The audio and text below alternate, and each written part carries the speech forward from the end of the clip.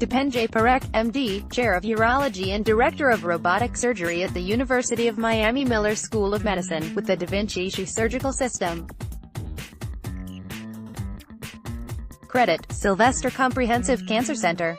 The first comprehensive study comparing the outcomes of robotic surgery to those of traditional open surgery in any organ has found that the surgeries are equally effective in treating bladder cancer. The 7-year study, conducted at 15 institutions, including Sylvester Comprehensive Cancer Center, and directed by Dipen J. Parekh, MD, Chair of Urology and Director of Robotic Surgery at the University of Miami Miller School of Medicine, is published in the June 23 issue of the Lancet.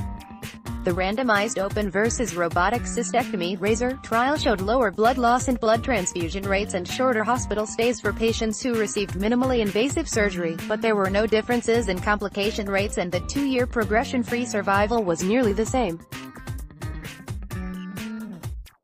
We have done more than 4 million surgeries with the robotic approach since the device came into existence, and on average we do close to 1 million robotic surgeries a year globally, said Parekh, who is Chief Clinical Officer of the University of Miami Health System. There are close to 5,000 robotic systems installed all over the world. Each one costs about $2 million, and yet until we did this study there was not a single Phase 3 multi-center randomized trial comparing this expensive new technology to the traditional open approach of doing surgeries. A total of 350 patients were involved in the bladder cancer study. Half received the open surgical approach and half received robotic surgery, and they were followed for 2 to 3 years so that outcomes could be compared. No one had followed these patients over a period of time to find out if you are impacting their cancer outcomes with this robotic approach, Parekh said. We were able to prove unequivocally that we are not compromising patient outcomes by using robotic surgery. The most important lesson from the study, Parekh said, is that more trials should be done on other organs.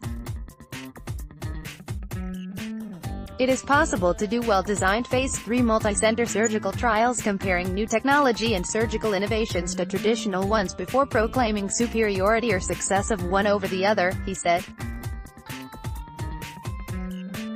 There is a steep cost to robotic technology, and there is a learning curve, so we need to build on this in terms of making rational, data-based decisions. Patients will also have more solid information as a result of this study and future research, Parekh said. The patients will ask better questions, and the physicians for the first time will be able to answer these questions, based on data rather than based on intuition. This is the highest level of data one can get. There has been an assumption that patients who receive robotic surgery will perceive a better quality of life than patients who have open surgery. Patients participating in the razor study were asked about their quality of life at 3 and 6 months after surgery, and while both groups reported a significant return to their previous quality of life, there was no advantage of one group over the other. Some critics of robotic surgery have expressed concern about the lack of tactile feedback, an important guide in open surgery. When you do robotic surgery you don't feel anything, Parekh said. It's more by visual cues. If you're doing open surgery you have the organs in your hands, you can feel them, and you assess and do these surgeries accordingly. Parekh has extensive experience performing robotic surgeries with the Vinci Xi Surgical System at UHealth Tower. It provides a magnified, 3-dimensional view of the organs, and a wide range of motion and flexibility. Robotic surgery has become particularly popular with prostate cancer patients. 90% of them choose it, which would make it difficult if not impossible to do a randomized study of surgical results in prostate cancer. But Parekh says that because robotic surgery is being used in many other organs, including kidney, colorectal, OB/GYN and lung cancer, more studies are needed.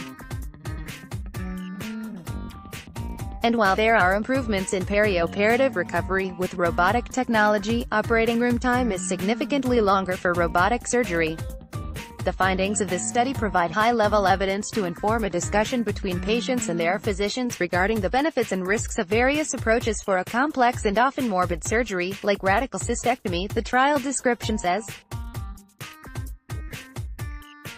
It also underscores the need for further high-quality trials to critically evaluate surgical innovation prior to adoption into practice. Explore further. Keyhole may trump robotic surgery for mitral valve repair. Journal reference, The Lancet, provided by University of Miami.